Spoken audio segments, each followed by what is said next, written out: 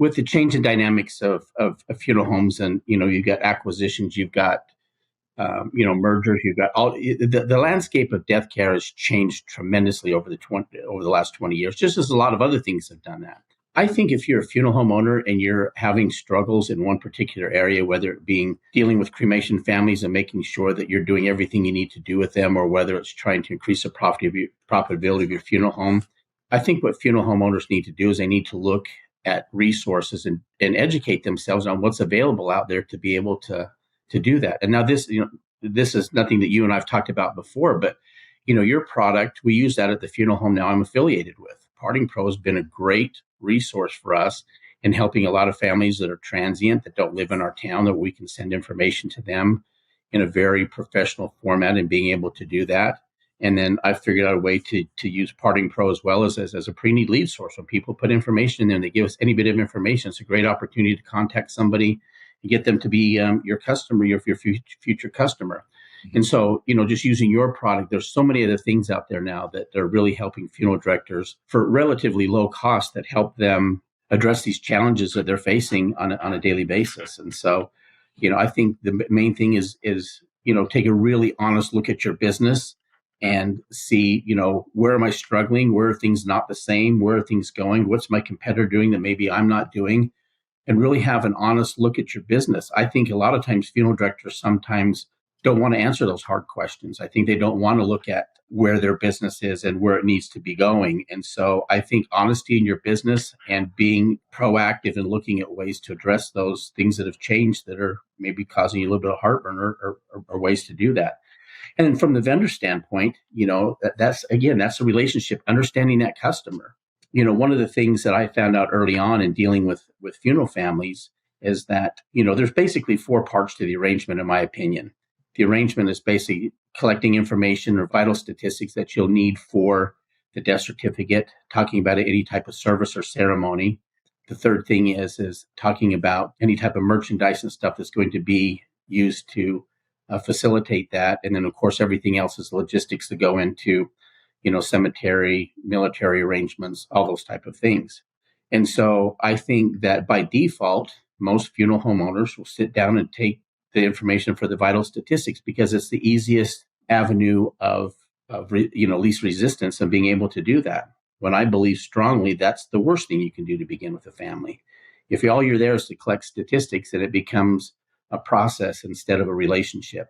And so a lot of things that we did to implement, and higher customer satisfaction and frankly, higher revenue sales and et cetera, was before you ever pick up that pen or pencil to start writing down, you should get to know at least 3 or 4 things about that individual that's passed from their family. They want to talk about their loved ones and they're going to do something. They're going to memorialize, they're going to do something, whether it's with you or without you. And so if you choose to get to know them a little bit, it makes it so much easier when you start talking about, well, what does a service look like for you? Or talking about merchandise or product that can really help them. At least they've known that you've taken an interest in what they're doing. Dave Harrett, who was the president of Batesville Casket at the time when I was a young sales rep there, he had a very profound statement. And he said, people don't care how much you know until they know how much you care. And so that's always stuck with me. It was at my very first sales meeting I went to in Cincinnati, Ohio, and I'll never forget that comment that he made in his address to us as salespeople. And that's really stuck with me. And I think that, people, they want to talk about their loved one, and your funeral director that you're dealing with, or from a supply side, they want to tell you about their business. They're passionate about what they do, or they wouldn't be where they're at. And I think too many times we tried to get to the product and service that we're offering versus getting to know them before talking about the other things that we really want to talk about. So it's a patience process. It's patience. It takes a lot of time. Yeah, for sure. I think we've definitely seen that. It's much different conversation when you know them or you've seen them multiple times or interacted with them at, a Cana show or something like that. It makes a big difference. As someone who has worked in the acquisition side, I know you've kind of started, grown, and acquired your own funeral homes as well as with SCI. What are the factors that you look for when you're looking to acquire or start a business? Like, do you follow trends? Are you looking for unique opportunities in certain areas? What is your thesis around acquiring or starting a new business? Let me just preface this a little bit that when when Southern Cremations and Funerals was acquired by my sister, I was not involved in that process of the initial acquisition, but subsequently we did acquire another business, and we also built some funeral homes and facilities. But from the SCI side of the business was is that I think the number one thing that anybody that's acquiring somebody else is that funeral home growing and thriving, and are they working towards a better business model? Or is that funeral home just basically been surviving the last few years, hasn't made investments in their business, and they're in declining? I think that's the number one thing that drives value in a business is what direction are you headed? Obviously, demographics make a difference, competition in the area. There's so many different things that do that. But when you really look at, is this business something that I want to acquire? And is this something that I think would be good for our business sake? I think that's the number one thing is it a business that's growing and thriving, or is it a business that's declining that's not really been taken care of the last few years? I think that's, in my opinion. Now, people that are in this acquisition business and succession planning may say something different, but we looked at opportunities to grow our business. That those were things that were important to us. I see. Well, on the opposite side, then, I know you've also been a part of, selling. How did you know that it was time to sell, or what were you seeing that made you say, okay, I think we've run our course with this brand or this funeral home? Well, again, we were growing very rapidly, and the opportunity for us to, we were not looking at the particular time of actually selling our business. There was a whole other bunch of other factors of why we were going through evaluation process, and at the particular time, and the opportunity came to us for somebody that wanted to get into this arena, into this field of business. And to be frankly honest with you, there was some, my parents' health situation factored into that. My sister and I were the only two siblings. We lived clear across the country, and their well-being was something that factored into that. Our end goal was 5 years later, is that we were looking to do something different and transitioning 5 years later, but it just worked out that it was just earlier than what we anticipated. So, okay.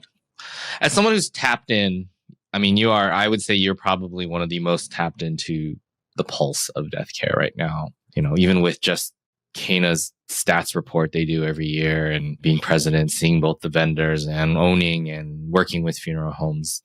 What are some of the trends that you find exciting in death care right now? Cremation is still in acceleration mode right now, as far as growth is concerned. Growth is going to continue to, if you look at the trends from Canada right now, Canada is kind of in a deceleration mode, and they're kind of flattening out because they've reached the point of where things have kind of balanced out with those that are going to select cremation versus burial. Whereas in the United States, we're still accelerating. This last year in our Cana stats, we don't have any states now that are less than 30% cremation. The last one was Mississippi, and it's above 30% now, where if you go 20 years ago, we had 33 states that were below 20% cremation. And so understanding that consumer, and you look at just even physical facilities now, as far as how they're addressing that need, the big, traditional funeral homes with a 200-seat chapel and those things, those are very rarely being built anymore, because that trend of the traditional funeral service, with everybody coming to the funeral service and more likely was religious based, those trends have gone away. I'm a firm believer that, in the next 20 years, we're going to see the majority of our funeral establishments are going to be more streamlined. I won't say storefront, but they're going to be more of that type of facility. And I think that you're going to continue to see as funeral home cemetery combos continue to understand this cremation consumer. I think that you're going to see, combos thrive. And I think you're going to see the small independent funeral home continue to, face challenges as far as, staying in the market share and managing those costs that go along with these larger facilities. So those are the two things that I think that I really see as far as big trends are coming. As far as disposition is concerned, natural organic reduction now is a big hot topic. More and more states are improving that process as we go along. And that's why Cana was very in the forefront of developing a certification program for NOR. In addition to that, we've got, an industry that with alkaline hydrolysis has come in, these different forms of disposition. I sometimes try to think, well, what's going to be next? And it always seems to amaze me that this consumer-driven market is continuing to surprise us all the time. And people ask me, I get questions all the time. Well, when's cremation going to slow down, or how am I going to get the same profitability out of my cremation families as I did out of my burial families? And these are difficult questions that are sometimes not easy to answer. And it's just a transformation and looking at what does my business look like 5, 10, or even 20 years from now? Where's this going, and how am I adapting to these trends that are happening out there that are verifiable? So, and it's all consumer driven. It's not anything that we're doing as an industry. All of these things, in my opinion, are 100% consumer driven.